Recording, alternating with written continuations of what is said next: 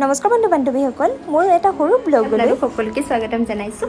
আৰু আজি এতিয়া সন্ধিয়াৰ বাজিছে 6টা, কিন্তু বাহিৰত হৈ আছে পোহৰ, কাৰণ ইয়াত অকণমান দেৰিকৈ সন্ধিয়া হয়। আৰু এতিয়া আমি যাবলৈ ওলাইছোঁ বাহিৰলৈ। গৈ আছোঁ, তেনেকৈ একো প্লেন নাই, আৰু বাহিৰত চাওঁ ক'ত ক'ত যাওঁ। বাকী আপোনালোকৰ লগত এটা ৰেচিপিটো শ্বেয়াৰ কৰিম। ভিডিঅ'টো শেষলৈকে চাই থাকিব।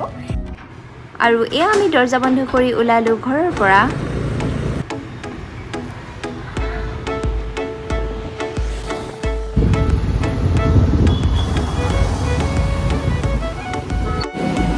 আৰু আমি এতিয়া আহি পালোঁ ইয়াত, আৰু খাবলৈ অৰ্ডাৰ কৰিলোঁ। আৰু এইপিনে খাবলৈ অৰ্ডাৰ কৰাৰ পিছত এয়া খাই আছে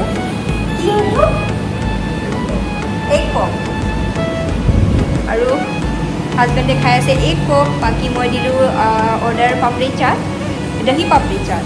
আৰু সন্ধিয়া সময়ত এয়া দহি পাপৰি চাট, ফুচকা এইবিলাক খাই মেলি আমি আহিছোঁ এয়া চাহ খাবলৈ। যিমান গৰম দিন হ'লেও এই চাহকাপ যেন খাবই লাগিব, সন্ধিয়া মানে চাহ। আৰু এতিয়া বাজিছে সন্ধিয়াৰ 7টা, আৰু আমি চাহ খোৱাৰ পিছতে আহি পালোঁহি ইয়ালৈ। আৰু ইয়াতে আমি গ্ৰচাৰী শ্বপিং কৰিম। আৰু যিহেতু আজি আপোনালোকৰ লগত এটা কেকৰ ৰেচিপি শ্বেয়াৰ কৰিম, তাৰ কাৰণে কেকৰ কাৰণে কিছুমান বস্তু ঘৰত নাছিলে, সেয়া বস্তুখিনিও লৈ যাম। আন্ধাৰ হৈছে, এতিয়া আমি ঘৰলৈ গৈ আছোঁ। আধাৰ হৈ গ'ল। ডিমাৰ্টত গ'লে আমাৰ সদায় টাইম লাগে। সেয়া বস্তু আৰু এয়া ঘৰ আহি পালোঁহি। আৰু ঘৰ আহি পাই পানিয়ে ফ্ৰেছ হৈ এয়া ৰেচিপিটো ষ্টাৰ্ট কৰিছোঁ। ৰেচিপিটো ষ্টাৰ্ট কৰিবলৈ প্ৰথমতে লৈছোঁ মই এটা মিক্সিৰ বাতি, তাতে দিছোঁ এয়া একাপ চেনি। আৰু কাপৰ জোখটো ছেইম কাপেদি ল'ব। এয়া মই ইয়াতে লৈছোঁ একাপ চেনি, আৰু চেনিখিনি ভালকৈ মিহিকৈ পিচি ল'ম। আৰু এয়া চেনিখিনি এয়া মিহিকৈ পিচি আনিলোঁ। আৰু যিটো কাপেৰে চেনি একাপ লৈছিলোঁ, সেই কাপ দিয়ে মই ল'ম একাপ ৰিফাইন তেল। আৰু ৰিফাইন তেল কাপ ইয়াতে ঢালি দিছোঁ।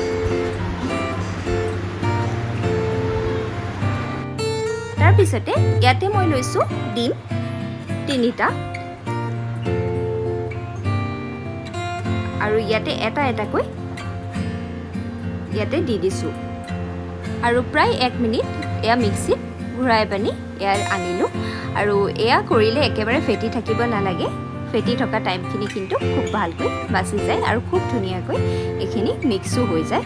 আৰু এয়া চাওকচোন, গোটেইখিনি মিক্সিত এবাৰ এয়া 1 মিনিটৰ কাৰণে ঘূৰাই আনিলোঁ। তাৰপিছতে ইয়াতে লৈছোঁ এটা এয়া কেক টিন, আৰু কেক টিনটো প্ৰথমতে ৰেডি কৰি লৈছোঁ।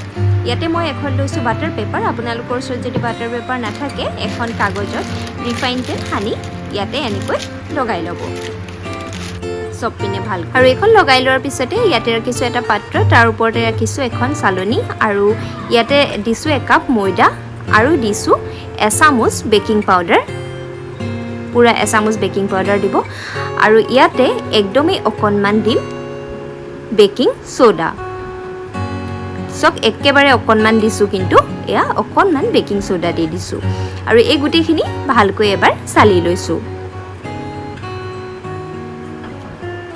আৰু এইখিনি চালি লোৱাৰ পিছতে ইয়াতে এয়া ডিম, চেনি আৰু ৰিফাইন তেলৰ যি মিক্সাৰটো ৰাখিছিলোঁ সেইটো ঢালি দিছোঁ। আৰু যে এই কেকৰ যিখিনি জোখ মাখ দেখাইছোঁ, সেইখিনি কিন্তু একদমেই পাৰফেক্ট। আৰু আপোনালোকে যোনটো পাত্ৰ ইউজ কৰিব, সেই পাত্ৰটোৱে কিন্তু চব জুখিবলৈ ব্যৱহাৰ কৰিব। যেনেকৈ কাপ ল'লে সেই কাপটোৱেদি দিব, বাতি ল'লে বাতিটোৱেদি দিব। আৰু ছেইম জোখৰে মই কাপ লৈছোঁ।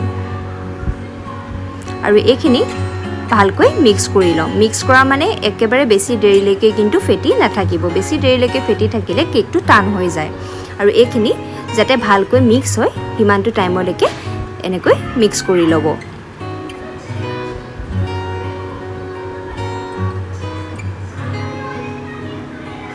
আৰু এবাৰ এইখিনি খুব ভালকৈ মিক্স হৈ যোৱাৰ পিছতে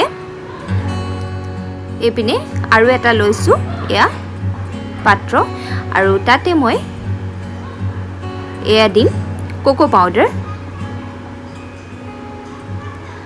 ইয়াতে মই কোকো পাউডাৰ দিছোঁ এয়া 2 চামুচ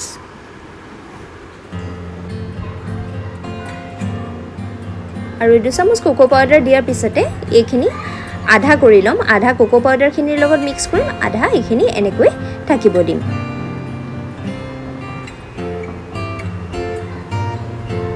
আৰু এয়া খুব ভালকৈ কোকো পাউডাৰখিনিৰ লগত এইখিনি আৰু এয়া খুব ভালকৈ মিক্স কৰি লোৱাৰ পিছতে ইয়াতে মই লৈছোঁ কেক টিনটো তাৰ পিছতে ইয়াতে প্ৰথমতে এয়া কোকো পাউডাৰ মিক্স নকৰা এইখিনি ঢালি দিম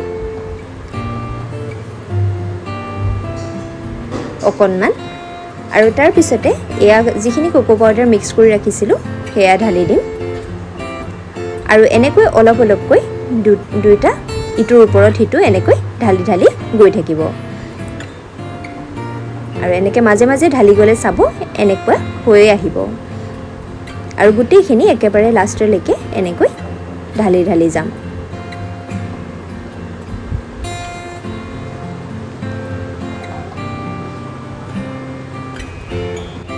আৰু গোটেইখিনি ঢালি লোৱাৰ পিছতে কেকৰ টিনটো অকণমান এনেকৈ টেপ কৰি দিব যাতে সব পিনে কেকৰ বেটাৰটো ভালকৈ সমানে বহি যায় আৰু তাৰ পিছতে এয়া ওপৰত চাকুৰ এখন লৈ পানি এনেকৈ ডিজাইন কৰি দিছোঁ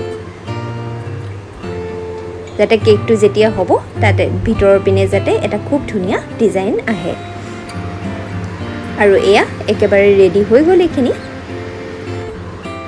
তাৰ পিছতে এয়া কিচেনলৈ আহিলোঁ আৰু ইয়াতে মই অকণমান আগত এয়া এখন গেছৰ ওপৰত এখন কেৰাহী পাতি থৈ গৈছিলোঁ আৰু এনেকৈ গেছৰ ওপৰত এখন কেৰাহী পাতি ষ্টেণ্ড এডাল দি দিব আৰু এয়া গেছৰ ফ্লেমটো মিডিয়াম কৰি পানি প্ৰায় 3 মিনিটমান এইখিনি এই কেৰাহীখন গৰম হ'ব দিলোঁ আৰু তাৰ পিছতে গেছৰ ফ্লেমটো একেবাৰে কম কৰি ইয়াতে বহাই দিলোঁ কেকটো আৰু ঢাকি দিছোঁ প্ৰায় 30 মিনিটৰ কাৰণে আৰু এয়া 30 মিনিটৰ পিছতে এয়া ঢাকনটো উঠাই চাইছিলোঁ কেকটো হোৱা নাই এতিয়ালৈকে আৰু 10 মিনিটৰ কাৰণে ঢাকি ৰাখিলোঁ আৰু 10 মিনিটৰ পিছতে এয়া ঢাকন উঠাইছোঁ কেকটো প্ৰায় ৰেডি নিচিনাই লাগিছে কেকটো ৰেডি হ'ল নে নাই চাবলৈ এখন ইয়াতে চাকু লৈছোঁ আৰু একেবাৰে মাজত এনেকৈ চাকুখন সোমোৱাই দিছোঁ চাকুখন এনেকৈ ক্লিয়াৰলি ওলাই আহিছে মানে কেকটো খুব ভালকৈ সিজি গ'ল আৰু এতিয়া গেছটো বন্ধ কৰিছোঁ আৰু অলপ দেৰি কেৰাহীতে ৰাখিলোঁ 5-10 মিনিট তাৰ পিছতে কেকটো উলিয়াই আনিলোঁ কেকটো উলিয়াই এয়া বাটাৰ পেপাৰখন